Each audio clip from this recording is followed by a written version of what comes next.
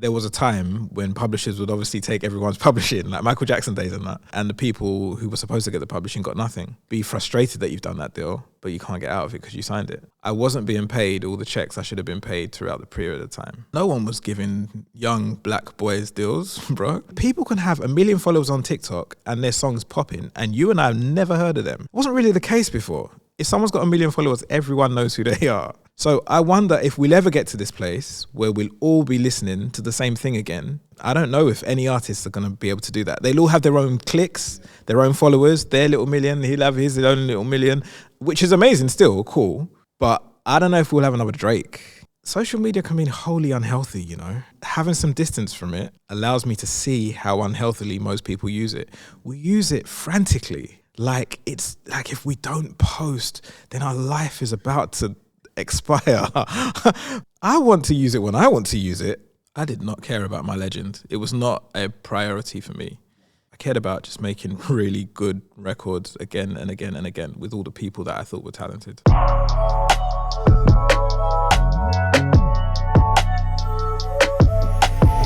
Your career has spanned across different types of artistry.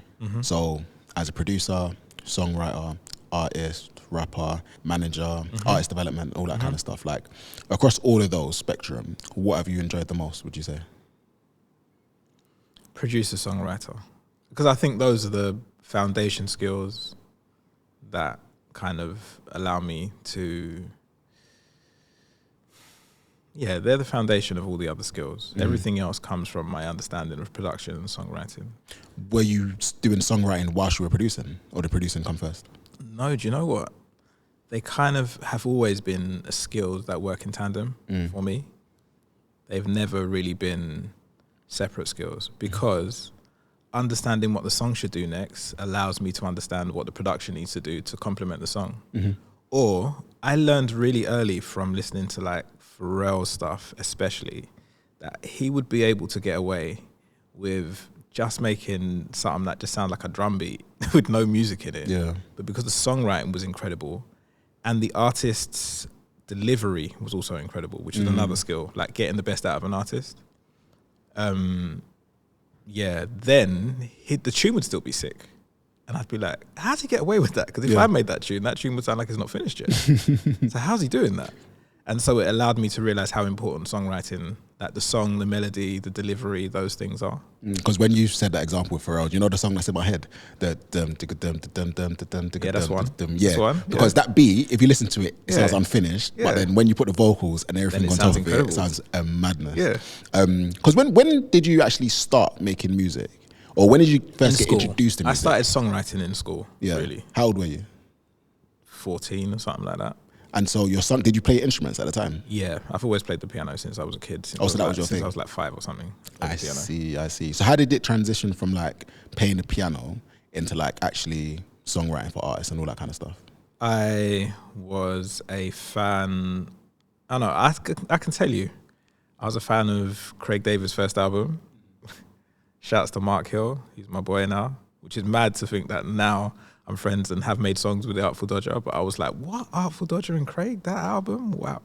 So I was trying to do something for myself that was similar to that. So I was writing and trying to like make the same kind of tunes at first. Then I met a guy who became like my big brother and my first manager, called Robert Rose. And he was setting up a studio complex at the time and just schooled me through that whole process, really. It was down to his tutelage, just schooling me through that whole process at the beginning and giving me an opportunity to work in a studio that he had built. So one of the things that was really interesting, which really helped hone my skills, was that he would put the studio in the back of, I don't know if it was Yellow Pages or something like that, but he'd like studio for hire. People would come in having never done a song before but want to do a song. They would fancy themselves as some sort of artist. I would have maybe about 6 hours. They'd come and see me behind the desk as like a 16-year-old kid first. I've just like come back from school. And they'd be like, are you sure he knows what he's doing? And I'd be like, yeah, cool, come on. Anyway, and it would be my job to school them through that whole process in the 6 hours time and have them leave with a song that they're really proud of. As a 16-year-old? Yeah, I was a child. Wow. And so doing that like many days out of the week for over the period of maybe a year or two really helped build the skill set I now rely on every day when I write songs for artists and make sure the artist sounds incredible. Because at the time, were you like not going to school then? Yeah, of course I was going to school too. Okay. I'd just come after school. Sometimes I'd be in my school uniform and just turn up at the studio. Yeah. Because how old were you what was the first like track that blew or first beat that blew and how old were you at the time? The first song that really like catalyzed the name Davinche, I think would have been Eyes on You instrumental. A grime instrumental, yeah. So I think that then became, I think that one then became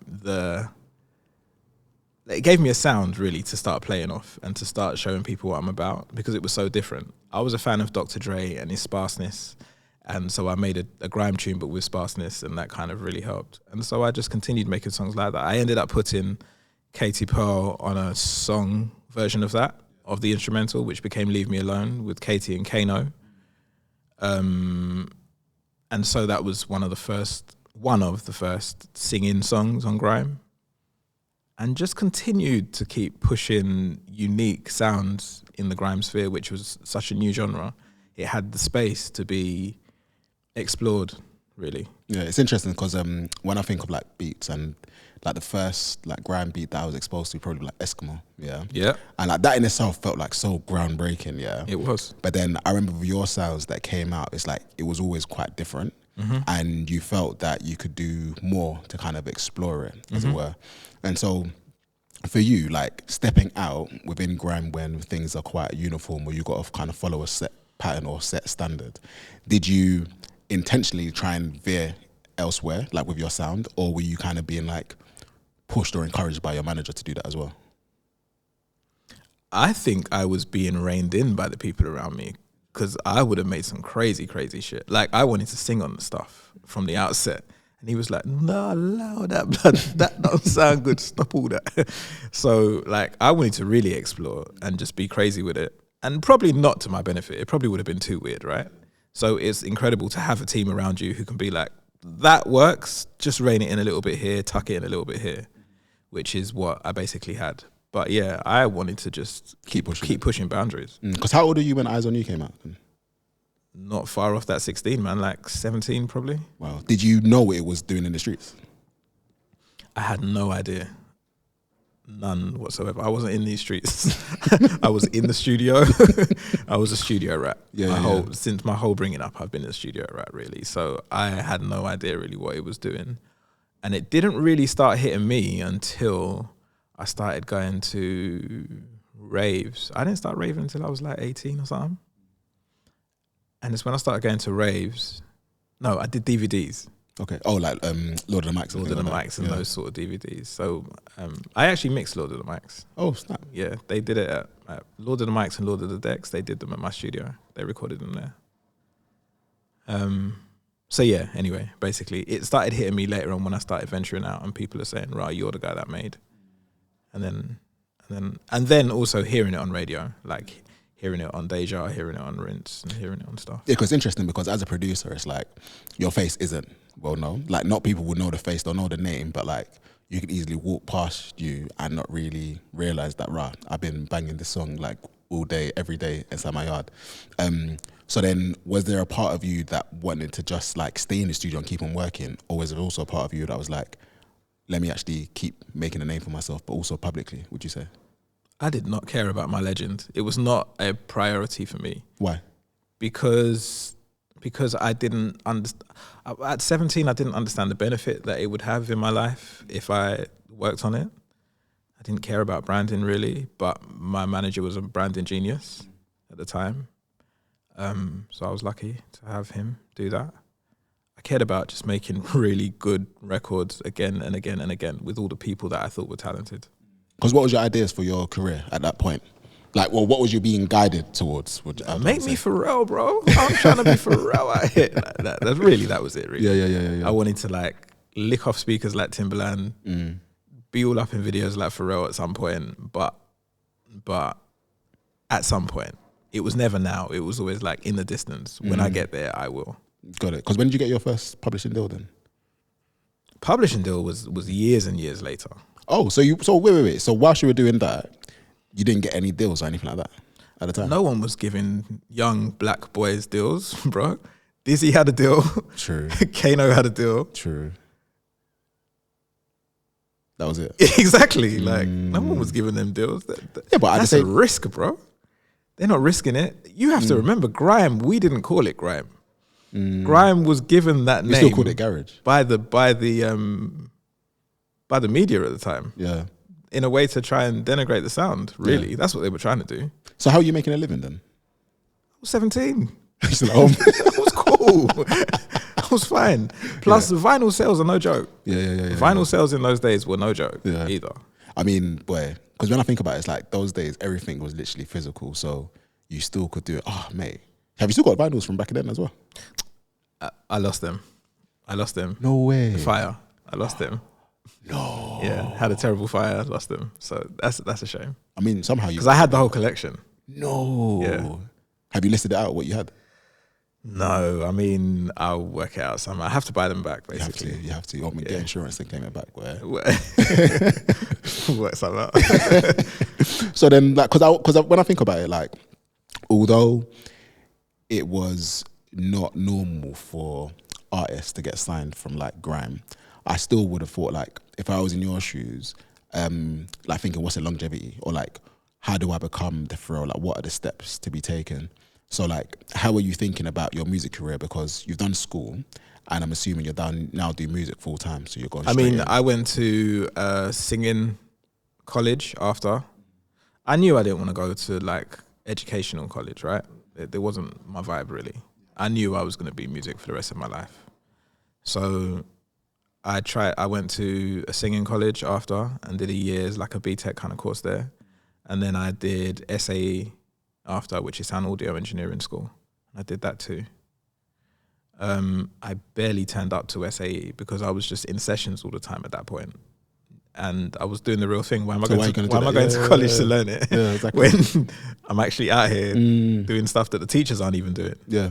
So I ended up, just doing it from that standpoint. But really, there wasn't this long-term plan in the way you would expect, because it's not like a career choice in the way you decide to be a doctor and you have to now plan your future for the next 7 years while you study. It wasn't like that. It was like, I'm having the time of my life getting to make the best songs in the world.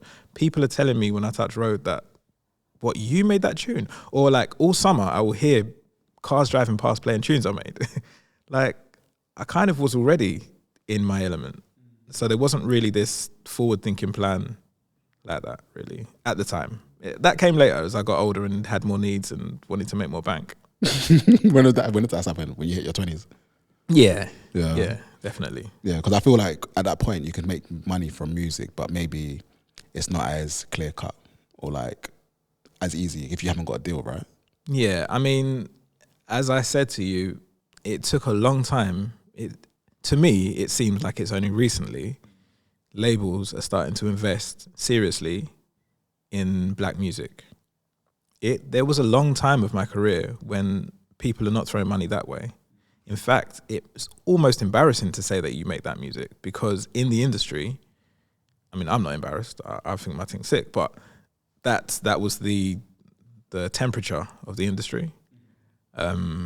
Because in the industry, everyone's just trying to like, how do we make pop and how do they make money that way? It's true actually, because I remember like when Chip was going pop and then Tinchy Strider making pop, and then you had the artists who kind of remained like true to grime, like Big Nasty and whatever, and then they came out on the other side, and the ones who done pop kind of went that way. It was difficult for them after. Yeah. Why do you think that was? It got difficult for them so they can make their way back. Okay, this is about fan base theory, right?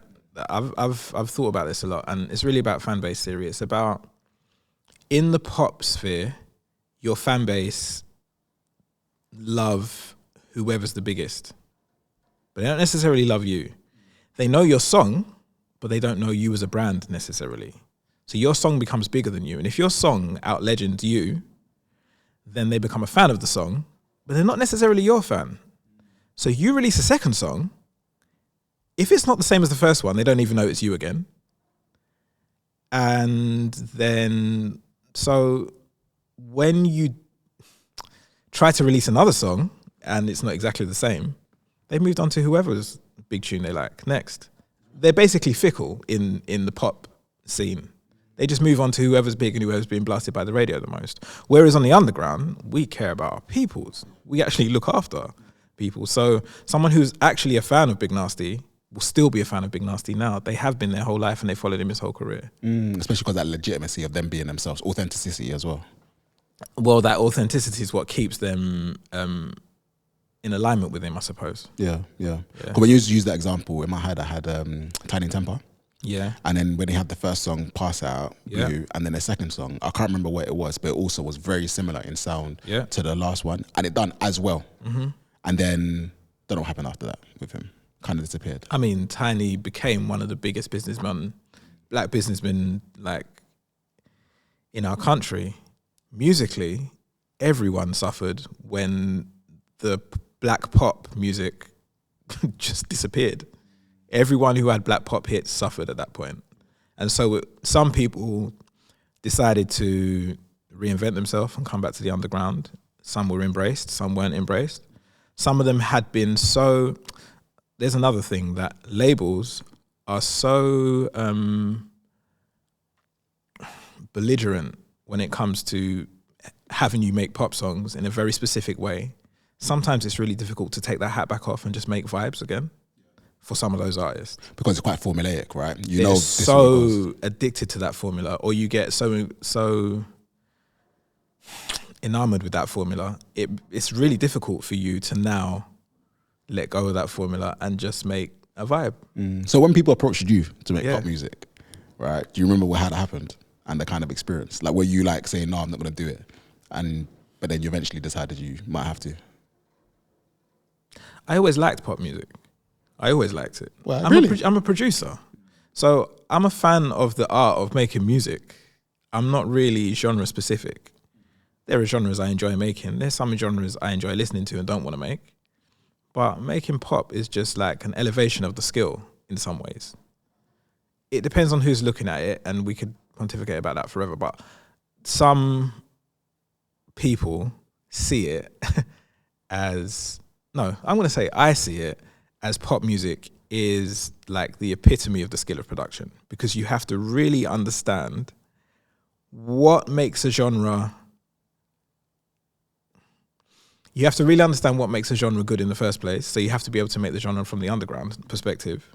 And then you have to understand just enough how to manipulate it, to water it down enough to make it commercially viable, but not so much that makes it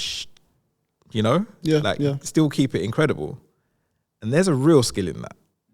So I was always a fan of like some of the American pop producers, especially like Dr. Luke's and ours over here, like Fraser T. Smith and some of them as well.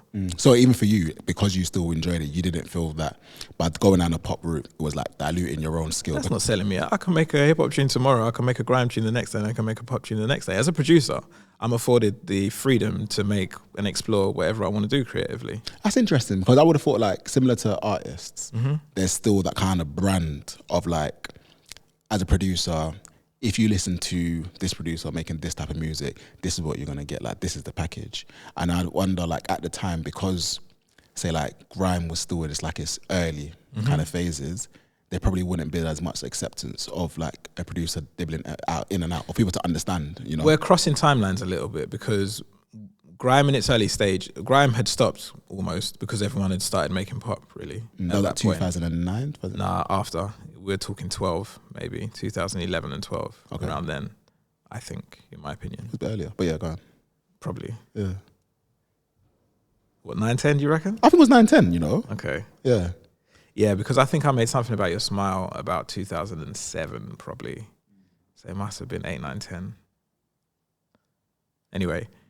Basically, I never, whether someone tries to put it on me or not, I personally don't feel any pressure to have to stick to one thing. I think that exploration is the nucleus of creativity. So you enjoy actually being pushed out of your comfort zone? Yeah, then? That's interesting because like I prefer it. How do you find the balance between like? I often don't find the balance. I see. I often don't find the balance, but that's okay. Yeah. Because there are other levels of creative control or like curation that it goes through. There are people I trust around me to say, bruv, loud that tune's dead, cuz. And then there are other people around me as well that will be like, but that one though, I like that tune, you know, cuz. And so as long as you have people around you trust, and your own ear is also, after a while, your own ear is able to develop that skill for itself. Yeah, because what's that feeling when like the one beat that you worked on so hard, you feel like banging, and people are like, nah, that's shit. What's that feeling like? I mean, the first time it happens, it hurts. The 11th time it happens, it hurts. But the 37th, you just get used to it. Yeah. It's just part of the process at that point. Yeah. Or it's a learning opportunity because it's like, why is it swag? I thought it was, and they say, I don't know, it just doesn't. And you learn to interpret people's words. So like, I've got a cousin who's brilliant at this, and he says it just doesn't feel, or like the drums don't feel. And I can tell what he means by that, and I can tell how to go and actually turn it into something that turns it into something special. I mean, the drums make all the difference. I remember when I used to, in my heyday, making beats on like Fruity Loops and Cubase, and like I'd spend so much time just trying to find the right kick drum. Oh yeah, and that's really the thing that frustrated me the most about like making beats, because it's so meticulous and it's so like you have to find the sound. And the thing that always would piss me off is that I would never find what I wanted. And then you have to go down the rabbit hole of like downloading packages, finding the right thing, and then you have to pay for the packages. Yeah, and I'm like trying to use LimeWire to get them. No. Yeah. So, memories, boy, memories. Yeah. So when did the publishing deal come about then? Publishing deal for me, my first one. My first publishing deal, which I wish I hadn't done, actually, must have been 2008 or 9. Why do you wish you didn't do it? Because how publishing works really is the publisher is able to look at the royalty collection societies and find out how much money you actually have, how much that money has been collected on your behalf for stuff that you've made. Oh, it's public? Yeah. I'm not sure how they do it, but I think people who are registered publishers can probably do it, because I mean, you and I can't do it. And then they're able to make a decision on what to pay you based on what they think they'll be able to make in the long run, which is a good business decision, right? I can understand that. But the truth is, I could have just signed up to the Royalty Collection Society and collected my own. I didn't really need to go to the publishing deal. And I feel a little bit slighted, because as a black man, my publisher, the guy who published me, pulling that one on a young black boy, he should have just turned around and just told me, you could collect that yourself, you know. But not having the information at the time was a bit... It's a sharks error. It was a little bit of a shark error. And I only just got that publishing back, really. Wow. I'm really happy now that I've got it back. How long? So like 15 years? It must have been 12 to 15 years, I think. So how does it work? So is a publishing deal like a record deal where they pay you up front and then you pay it back? Or how does it work? What's a publishing deal compared to a more regular so your publishing deal, basically, just like a book publishing deal, they make money based on exploiting your works, which is your ability to write songs, and as production, it's called writing still, because you're writing music. So that's what they're in the business of, is exploiting all the works that you give them. Got it. Basically. So they will give you some money up front for it. Yeah. And then they collect a percentage of it. What people often don't know is that they collect a percentage on 50% of it. 50%? They don't collect a percentage on the 100%. So if you do a publishing deal for, let's say, a 80-20 split, it's on the 50% that your publisher is able to collect. 50% goes directly from the Royalty Society to you straight. Because I hear there was a time when publishers would obviously take everyone's publishing, like Michael Jackson days and that. They would take everyone's publishing, and the people who were supposed to get the publishing got nothing. You would do a shit publishing deal, be frustrated that you've done that deal, but you can't get out of it because you signed it. So now they split it up into a 50-50. You get 50 directly no matter what deals you've done. That's you. The other 50, they do the publishing on. Got it. And then will that cover all of your works or like just a specific, say, piece? Well, it covers all of your works during that period of time. So when did you realize? During that period of time that you're being published by them. For the 12 months, okay. So when did you realize that it wasn't the right deal for you? At what point? Like, did something happen?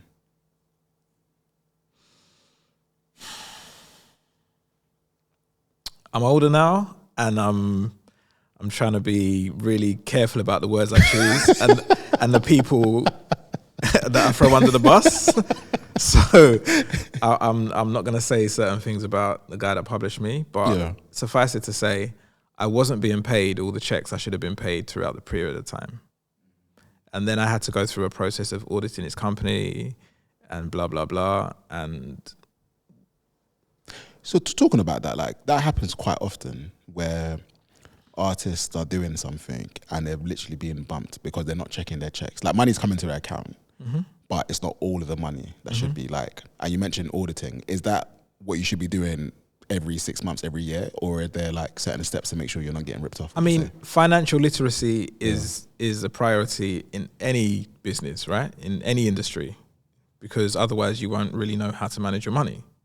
And I think understanding music business literacy is also a real priority, but it's often something you get after having gone through it and making a mistake, unless you have someone to guide you through that process. So I was unmanaged at this point when I did that deal. So I had no one to guide me through the process, and I made some decisions I probably shouldn't have made.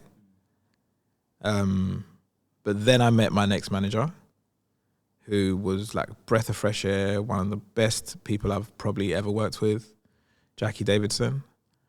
And she really just, what do they say, batten down the hatches? Like really cross the I's, dot the T's. Because you had that experience of what to do. Cross the T's, dot Cross the T's, I's. dot I's, yeah. Yeah, but yeah, because I mean, she's a OG in this and just really experienced. So at that point, like, you've got the publishing deal. How are you thinking about like your career in general? Because you've done some songwriting, and then like, were you getting bored of producing, or like what are you feeling like internally during that time? There's never been a time I've gotten bored of producing. I just enjoy that. That's really fun. Working with artists, making new songs is amazing.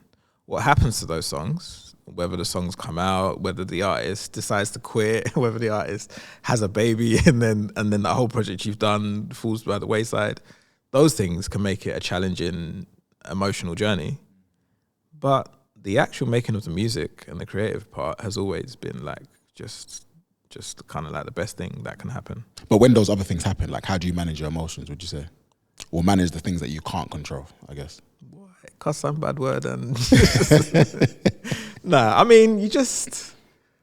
I'm a little more numb to it now, the older I get. And I'm better at making good decisions on artists and who to invest time in and who not to invest time in. I can kind of tell from someone's work ethic now, which I wouldn't have paid attention to that before. I would have thought talent will carry us all. It's not necessarily true. Work ethic might carry you further than talent, to be honest. Like, we know that in sports. We know that in lots of other areas, right? But hard work beats talent. It's true of music as well. Because what kind of things do you look for in the talent, would you say? So hard working, some degree of talent.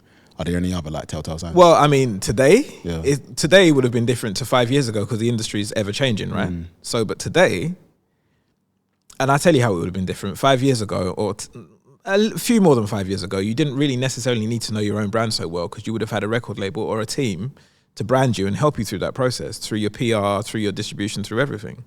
Today, I look for someone who is a business person as well as a talent, because to be honest, they're going to have to do a lot of their own business.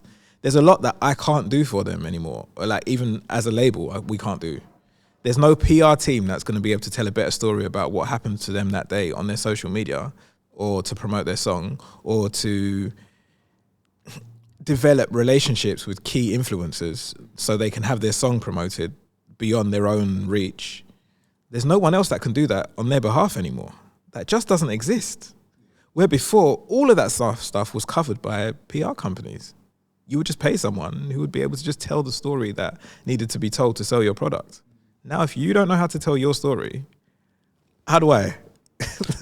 That's mad though, because I would have thought like you'll take the bare bones of someone, like someone who's unmolded clay, as it were, and you can push them into, okay, I can see where you should fit in this place. But yeah, but there's potential. Like, so I can see someone's potential. Yeah. Their potential to tell their story. You can see from their Instagram that they've posted something and lots of people have interacted with that and they love it. And you think, well, if they just knew how to, like, if they had their own song playing in the background instead of the latest Drake song, that the numbers would have gone. So you can see people's potential and you kind of have to mold from potential, really. But finding someone who just can't move the ship themselves and then coming to you and thinking you can move the ship for them, not anymore. There was a time that could happen and a lot of people are still stuck in that time. But the reality is right now, they have to understand their own brand, really. Yeah. I can imagine back then when you was like helping people or developing them, that must take up so much of your time. And you're probably not doing as much of the production or in studio as you were as before. Funnily enough, I used to try and center it around production. What do you mean? Because all of that development needs to be tied into the album we're making. But doesn't the development also include like the business side of things as well? It does, but you still try and tie it into the album you're making. So for instance, back in the day, I would have a team to do the business for them, right? The label, we would do the business for them. They wouldn't necessarily need to have all that massive skill set. But in terms of their own branding, that's a story that has to be told through the music too. There has to be this congruent theme throughout everything they post, everything they say, the way they dress, as well as with what the music's saying. There can't be this like... Can't be like disjointed. Exactly. So a lot of the development came along with the songwriting. Like, one of the first things I'll say to an artist, we sit down, is like, what do you want to say to the world today? What are you feeling today? Because that's really the message I want to get across, because that's going to be the most authentic message you can then keep up. You can't keep up a fake message, really. Not for very long. But on that, because you made a post where you're talking about like self-reflection is key, but it's also quite painful. And not many people kind of know themselves in order to tell their story, or they might be too scared to share their story. So how do you get people to get through the pain of that self-reflection and like get comfortable in telling their story? I don't. I try and find people and work with people who are comfortable doing that already. Or just But back in the day, like 5 years ago. Find people at least who are open to being comfortable with that. Someone who's not willing to do that, it's not my job to put them in, or like, in fact, I can't put them into like this existential crisis of like looking at yourself and realizing all your flaws and that just to write a great song. That's a liberty. No, but more so like I would have thought like there's like a creative process or something. I don't know. Like, especially when it comes to songwriting. Because even songwriting, I've never written a song for my life. Maybe I wrote poems back in the day. But like, I would pick, say, something that I'm going through, and then I thought there would be techniques to kind of explore as you're going through that. I thought maybe that would be similar when it comes to... I mean, yeah. I am a good listener with people. I pride myself on being non-judgmental with anyone I ever meet and just listening to their story and maybe asking them questions to help them kind of reflect on something they've said that they probably didn't realize can lead to something else or mean something else. So there's an element of like peer therapy there. And so that often happens. I often make a lot of my friends in the studio because we go through that peer therapy process while they're writing a song. Because I really want to get to the crux of their message and also the emotion. Because it has to be a little bit vulnerable to make it one cutting edge. We want to make edgy songs. We don't want to make bland, I love you, you love me. So I want them to tell unique stories or things, personal experiences from personal perspectives. That's what makes us fall in love with an artist, in my opinion, really. So to you as an artist, what would you say would be like your message or like your core theme that you try and get across in your music? I mean, I started just writing all my own stuff on the guitar, and it was all like emo season. I was just writing bare emo music, really. What, like depressing stuff? Yeah, Why? really. But I mean, I'm also a songwriter, so I know how to balance that out and not make it depressing, right? But there are definitely themes of like, it's like this cathartic process, man, of just like getting all your emotions out. It's like someone else writing poetry for their own therapy. I was able to write a song and put a beat behind it and make it slap for my poetry, really. That's my way of doing it. And was that like a reflection of the things that you were going through at the time, would you say? Sometimes they are. Sometimes they're things I've felt. And in fact, majority of the time, they're things I felt or have been feeling. So I can tap into feelings I felt in past relationships, for instance, and talk about that presently. Or I can talk about present relationships, whatever. But it should always connect to some truth of my life. Because has there been like a particular challenge, would you say? Like as you were like going through your navigating your career and going through different elements that I guess kind of hit you hard and you kind of had to bounce back from it?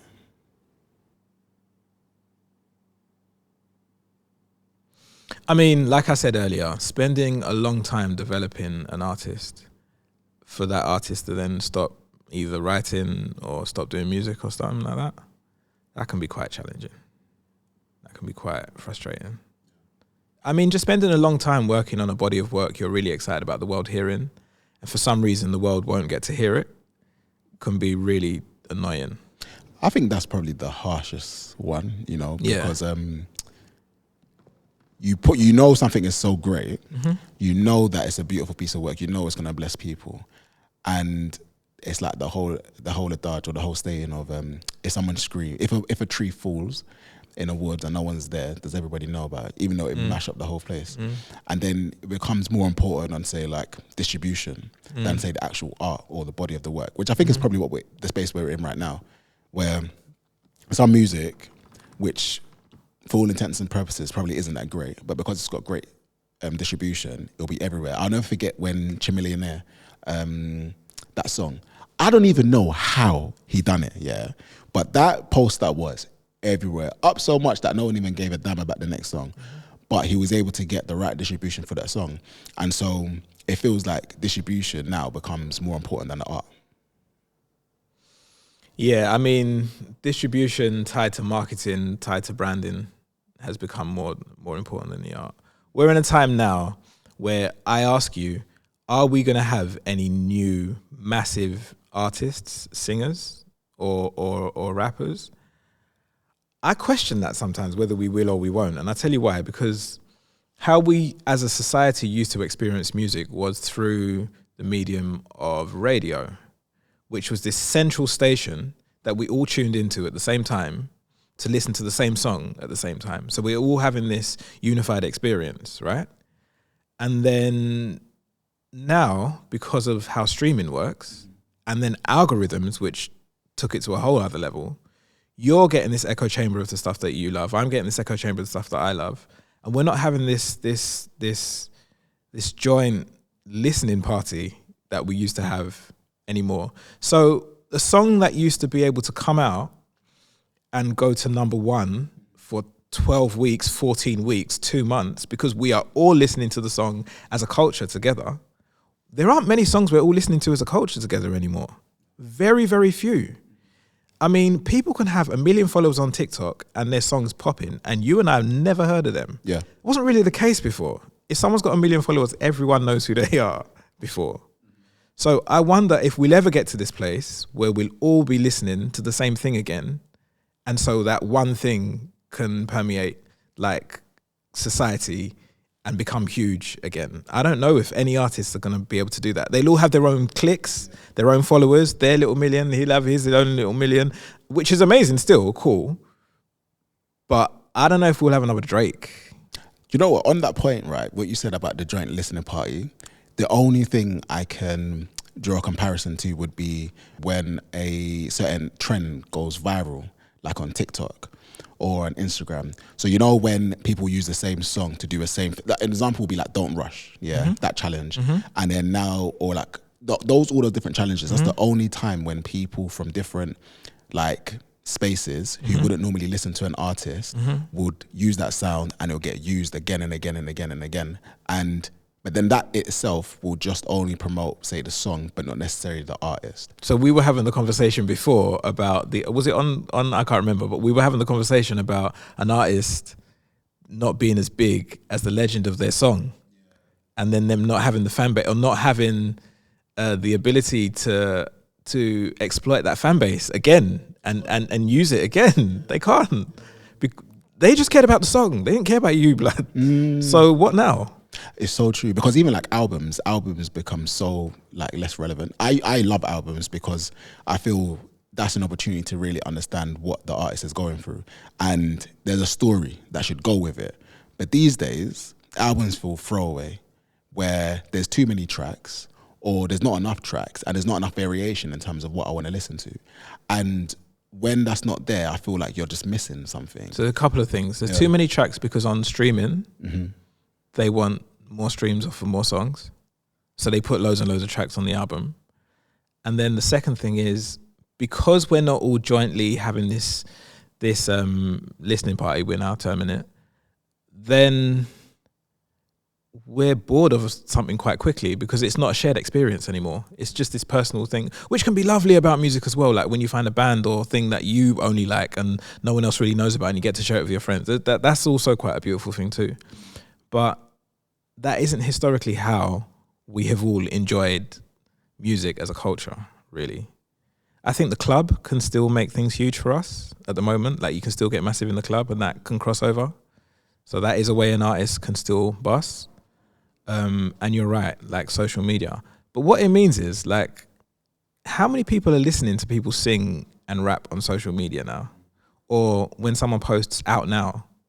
I mean, Drake can post Out Now, and we'll all go and listen. But if an artist who's got a young following, and by young I mean a smaller following, not age, post, we're not all going to listen to that artist. So what has that artist got to do now to get our attention? What still gets our attention on like Instagram or Instagram specifically is entertainment, things that are entertaining us. So has an artist got to become a clown and entertain us before we listen to their music? And then do we ever listen to their music, or do we just see them as the thing that they got big for? It's this really complicated place we're in at the moment. And it will be interesting to see where it goes moving forward. Yeah, because I think you mentioned it before, like the importance of having your smaller circles, like your most devout like fans who are willing to ride for you all the time. There was this conversation on another podcast where they're talking about like bands, and like, would you rather be a band that performs in front of millions of people, or like thousands of people, like say once every 2 years, or somewhere where every week, every so month, you've got your core group of fans, your core group of following. They're always riding for you. Like you can go touring across America, they'll keep doing with you. You don't have to do any type of publicity. That's so valuable. So then you're going from a space of trying to appeal to everybody to literally trying to have your small collective of like intense fans who will ride for you, and they're the ones who are going to advocate for you. They're the ones who are going to listen to your music. If you put something out, they're going to consume it. But then it's like, how do you build that relationship if you're not willing to show all sides of your social media? Because fans are so expecting of you. Like, they want to see everything of you. You can't just be mysterious. I don't think you can be a mysterious artist anymore. I don't think that's the thing anymore. Yeah. No. I mean, we get Beyonce trying to like show every part of her in this contrived way, to be honest. But even that, I feel, is so heavily edited, right? That's what I'm saying. It just feels fake. Yeah. Because she can't. She just doesn't come from that school. I often find artists now that talk to me, one of the things that they're like, I can tell they want to labor over like this big song idea they have, and they want to make this, and they want to spend years on making this one song, which was a thing before. You could have one song that was so amazing, it will bust you and you're gone clear. But now you might have to do 40 songs before. I heard a stat actually that said the average artist has to release 30 songs before anyone takes notice. 30 songs. And that I heard that stat like 4 years ago. Wow. So who knows now? That is so like diligent. You have to be. But it makes sense though, because everyone's attention is spread across everything. There isn't one space you can focus everyone's attention and then be able to like use that space anymore. Well, then it goes down to like being an artist. Like, are you interested in other endeavors? Because for you, you've got music as well as songwriting, so everything in that, say, vertical, but you also have your hand in, say, video, like film. I wanted to get into that space. So like, how do you see yourself as a artist developing and also developing like interest in other areas that you have? Well, I think developing film and like getting behind the camera and understanding that was, number one, it's actually a really closely linked skill to production, like the technical side of it. It's not that far. So I already had a head start thinking about the timeline and how that stuff works. And secondly, I'd been doing production for so long that I just wanted to learn a new skill, really. So I was enjoying, just like personally, I've been enjoying learning another discipline. That's really fun. And then realizing that I can use that discipline to express myself alongside the music, because the two work so close together, has just been really, really good for me. Because what's your vision, would you say, for your career, or how you want it to keep on panning out? I want to continue to just release great music, and then I want to do incredible visuals to go along with that music for a long time. I mean, look, for my career, I've been fortunate to do lots of the things I already wanted to do, right? So I'm not like looking for some massive new goal necessarily. I just want the freedom to continue to be as creative as I can, and people still listen and people are still interested in the stuff that I make. I think that's a blessing. Yeah, I totally every day I'm blessed. Yeah. I sit down and make another tune, and then I bust the tune and people your tune, or like I'll be eating with my girlfriend and someone will come and say like your song, da da da da da. Those are blessings, man. Yeah, but then you're also someone that's not very visible in the public eye, right? So, like, even let's say your Instagram, you haven't posted for like maybe like a couple of years. Like, you go through like these what's the word? Feast and fast kind of phases. So I've got two questions. So one, like, do you see yourself coming back into, say, socials like that? And also number two, do you feel that maybe early in your career you could have been a bit more public? And do you wish you were a bit more public, or are you happy in terms of like staying behind the scenes? Public for what? So I've got two answers, I suppose. Public for what? Like, I think I have the right amount of publicity for the contribution I made, I disagree. Which wasn't the front facing contribution. Yeah, but I feel so like I don't necessarily need the front facing position. But then, at the time. Do you feel like, because I think maybe things have changed now, right? Because if I look at producers in America is obviously like the grand experiment, which is different from the UK. But you've got like Metro Boomin, DJ Khaled, all of these people who can make like compilations, and you had the Powers compilation, right?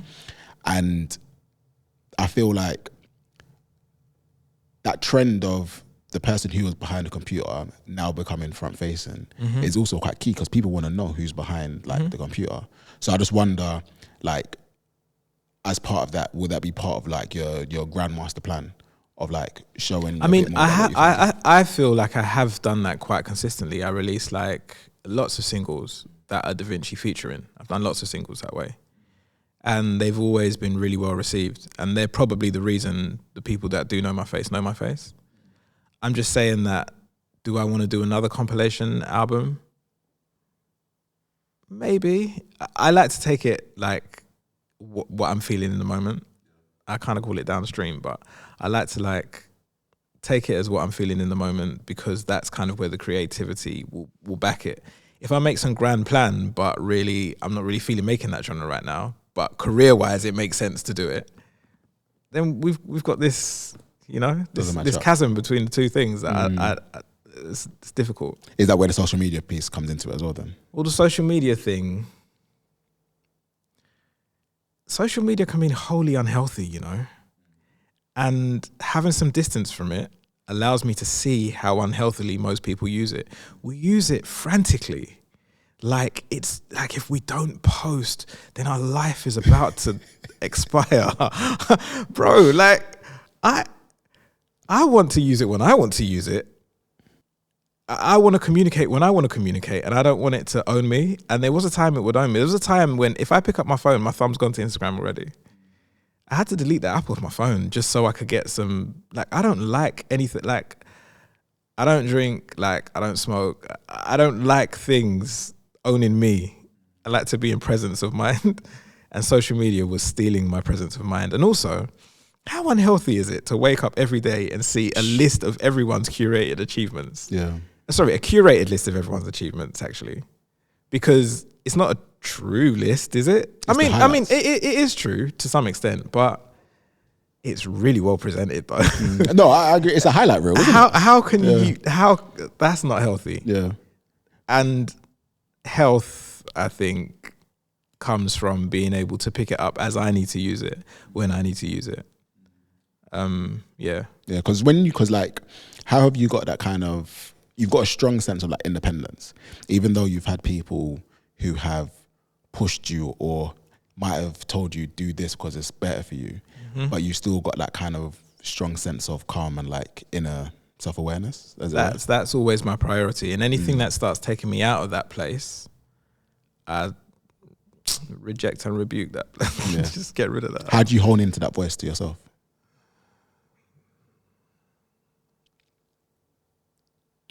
When I start moving away from being authentic, when I start having to fake something, or I had to smile a little bit too long at something I didn't find funny, I had to repost something that I didn't necessarily espouse, I now want to, I'm like, no, it's better for me to stay off. But there's no like rule for me to stay off either. It's not like I'm not allowed to be on social. I've given myself this thing. If I pick it up and I want to go and I want to post something, I want to like something, I'll do it. I do it to my leisure. Even in general, like, because it could even be with the type of people that you work with or a project that you're given, and like feeling like, oh, I shouldn't be doing this. I shouldn't be doing this. And having the confidence and the self-awareness to say, no, this isn't for me, right? I look before I leap, you know. I really do. I kind of assess something. I don't just like, yes, let's make an album tomorrow. Let's make a song. I always say to artists, let's make a song and let's see if you enjoy working with me. I don't even say, let me see if I enjoy working with you, which is like implied, right? But let's see if you enjoy working with me, because for instance, lots of artists like a jump up studio environment. Yeah. You can't smoke in my studio, so if that's a problem for you, it's not going to work. If you can't, you can drink if you want, but I am not going to be waved. So again, if we're not connecting like that, that's not going to work again. So we have to work out if we're on the same vibration first, really, before we're going to connect to make really great work together. You know, like I want to labor over 2 lyrics for 2 days until those lyrics are perfect, if I can. If you're like, oh, that will do, man. Oh, no one even listens to the lyrics anyway, which is some of the things people say to me. That's the quickest way to get me to tune out. So we're not going to make an album together then. You know, you're very like detail oriented. Like, I just want to. I know this is going to last the test of time. It's going to last beyond me once we've released this to the world. So I want to be proud of it. So talking of that as well, like, do you think a lot about like legacy, purpose, and all those kind of things there? For the songs. But for only for the songs. What really. For yourself? Well, that is doing it for me, isn't it? It's indirectly doing it for me. It's a bit of both. Like, as in, when we think of legacy, it can also be not just the songs, but also like the impact that you personally may have on the artist, or like what you think of like your purpose. Because I feel like your purpose can be in the realms of delivering great tunes, or delivering a certain feeling that you want people to have, or just connecting with people, making people feel that they're able to reflect more.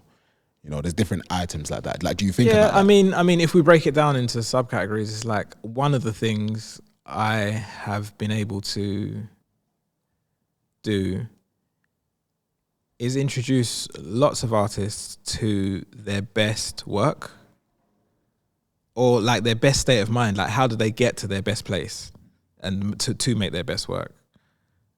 And I'm really proud of that. Really, really proud of that. And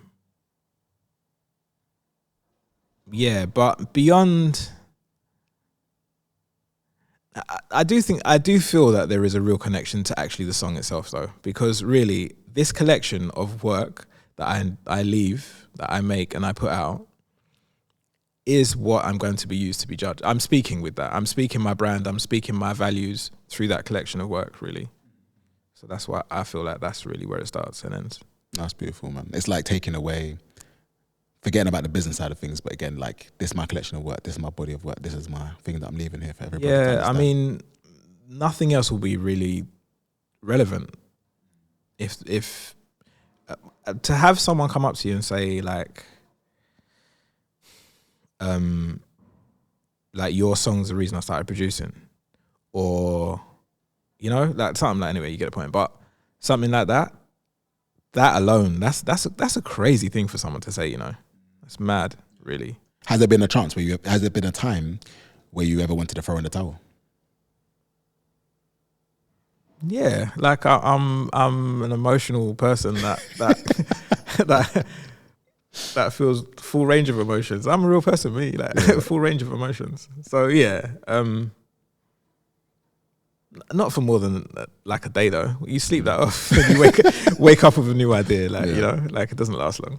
Because I can imagine, because you're quite intense with the music. Like, it was late nights, and I remember we were chatting, and you was at the studio in North, right? And you was basically doing 24 hours a day there.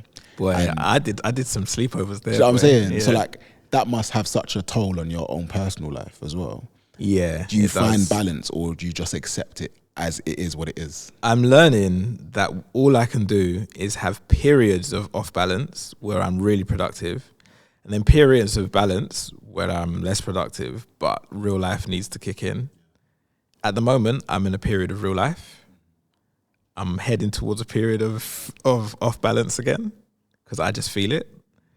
But for the last, especially like you said, like I haven't posted that much in the last couple of years because I've been in a period of actual life, like actually living, becoming a person for a minute before the balance hits me again, and I just don't want to put down the laptop. No, I hear that, man. I swear. We're looking forward to the next EP. You get me? Chad version 8. Trust me. That's a key thing. But no, D, thank you so much for today. I've got a couple of quick fire questions for you before you go. So my first question, for someone who feels like they're in a rut and they want to get back on the horse in terms of creativity, what would you say they could do? I only experienced this once, and how I got out of it gave me the answer to this forever. And the answer is, you have to make the rubbish tunes that you have to do the rubbish creativity that you're trying to avoid doing that makes you feel like you're in the rut. You have to just do all the bad ones and get them out of your system. The good ones will soon come back once you're in the flow of it. But it's the fear of the blockage, the energetic block of not trying to do the bad stuff that is coming first, that stops you from actually pushing through and getting to the good stuff again. Got it.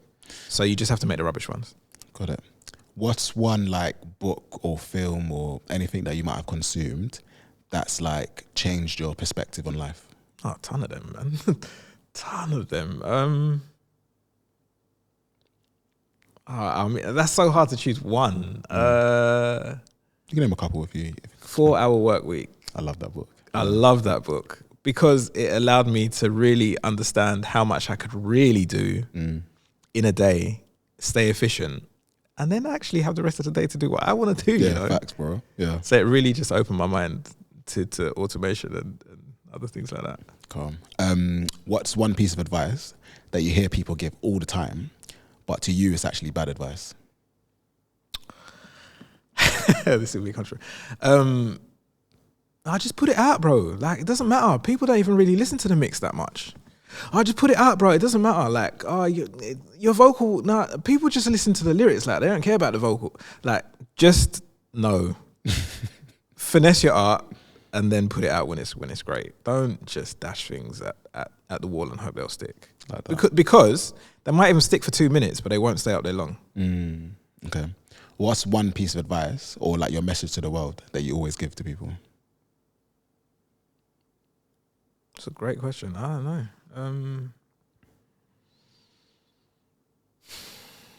Something I always tell people. I'm not sure what the exact message is, but it's going to be somewhere in the region of staying authentic. Because there are, again, energetic blockages that come up when you start faking something. Yeah. But when you just reset and be like, what do I actually feel about this? Okay, let me lead with that. Let me say what I really feel to that person in an honest way. Those things can kind of get you through most processes, most issues. So I'm doing this thing where I ask my guests to leave some words of encouragement for my next guest. You don't know who they are, you don't know what they do, but like on your heart, what will be your words of encouragement for that next person that I speak to?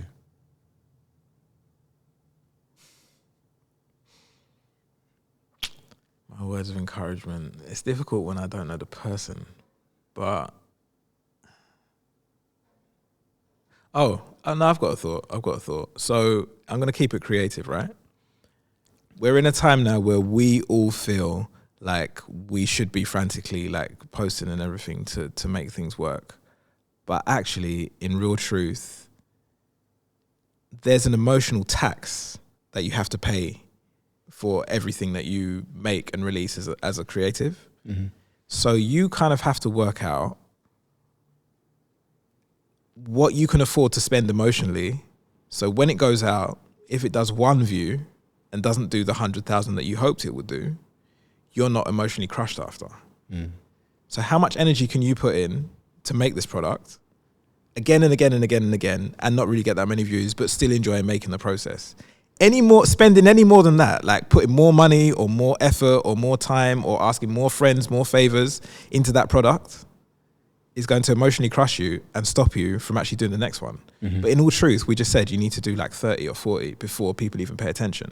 Mm. So be intentional about how much emotional currency you spend when you're making that product. How much can you spend to do it 100 times?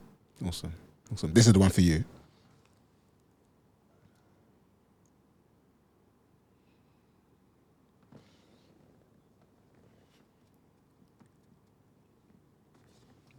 So in the black.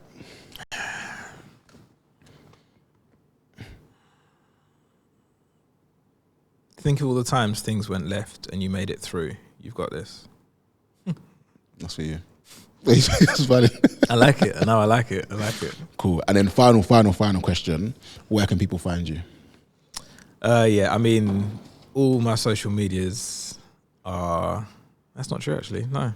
So Davinche, the gram, DAVINCHSTAGRAM. It's probably the best place. And your Bandcamp. Yeah, that's Davinche at Bandcamp. Yeah. Awesome. Thank you, my bro. It's been a pleasure. I really enjoyed it, bro. Thank you. Go on.